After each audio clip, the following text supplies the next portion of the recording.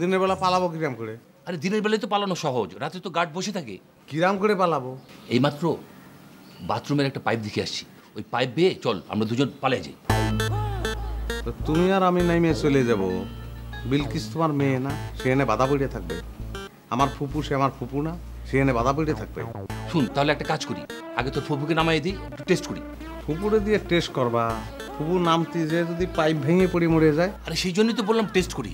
তোর ফুপু যদি নামতে গিয়ে মারা যায় তাহলে লোকজন ভাববে যে আধা পাগলা মানুষ পড়ে গিয়ে মরে গেছে।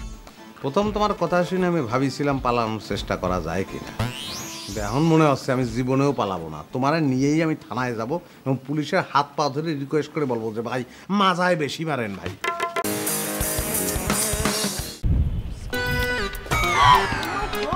কি হ্যাঁ রে তুই রাত কালানি হ্যাঁ নাকি তুই আর তোর মা দুজনে মিলে আরে মারতেছিস কোনটা কসাই?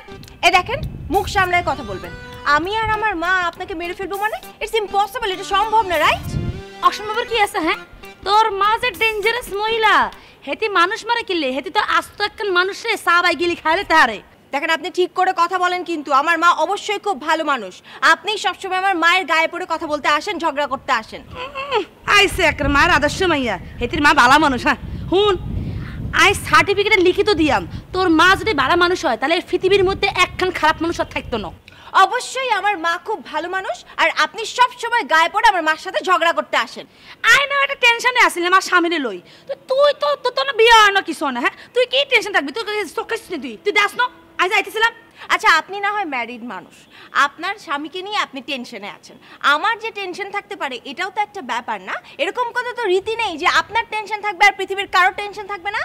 ওরে মা গো মা, তোর খুব ভালো মাইয়া মনে করছিলাম। হ্যাঁ অন্ত সাফ সাফ দেখতেছি তুই তোর মা কিলে তোর মা কোনো সারাই যাবি তুই। মাশাআল্লাহ মাশাআল্লাহ, বেয়াদব ফসিব সর আদব কথা কি জান।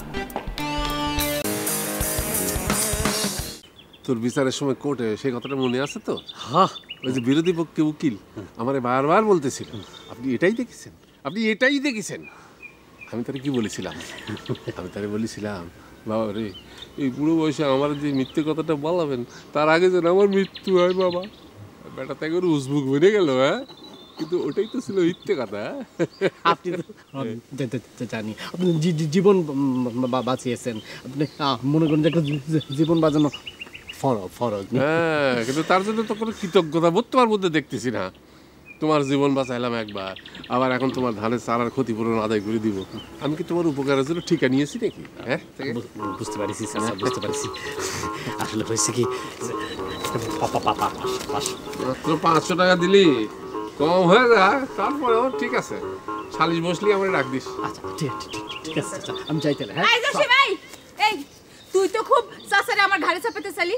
আমি তো নিজ চোখে গিয়ে দেখে আসলাম যে আমার গরু কোনো ধান খায়নি, ধানের সারা খায়নি। তুই নিজ চোখে দেখবি, চল আয় তোকে দেখাচ্ছি। কি আয় আমি তোকে দেখাচ্ছি।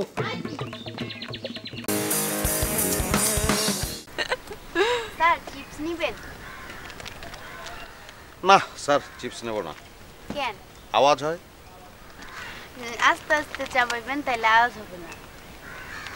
তাই কি করবো চিপস নিয়ে বলো?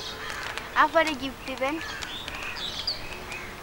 তুমি যারা আপা বলছো সে আর এখন আফা পর্যায়ে নাই। আমার বউ, গিফট দিতে দিতে আমি হয় না। তাইলে বউ হলে দুইটা চিপস নেন, ডাবল কিন্তু দাম একটা।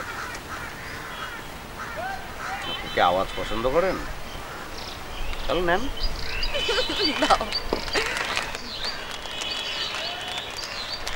ফেরত দিতে হবে না। খুশি হয়ে দিয়েছেন তো? খুশি মনে নিছেন তো? Thank you. You are welcome. কি বললো? ওয়েলকাম। দেশটা এগিয়ে যাচ্ছে না? শুনেন স্যার, আপনারা বিয়ে করেন নাই, বিয়ে করলে আসতেন না, বিয়ে করার পর আসবেন না।